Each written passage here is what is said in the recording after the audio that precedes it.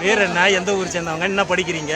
என் பேர் சீமா, மாவட்டம் Thiruvarur, 6th standard படிக்கிறேன். என்ன நடந்துச்சிங்க? தளபதி மாலை போட்டாரு, கை கொடுத்தாரு, அவ்வளவுமா. விஜய் மாமா ட்ரெண்ட ஃப்ரெண்ட் ஆக்கிக்கோங்க. தந்தி டிவியின் சப்ஸ்கிரைபர்ஸ் அண்ட் ஃபாலோவர்ஸ் குடும்பத்துல நீங்களும் இணையுங்க.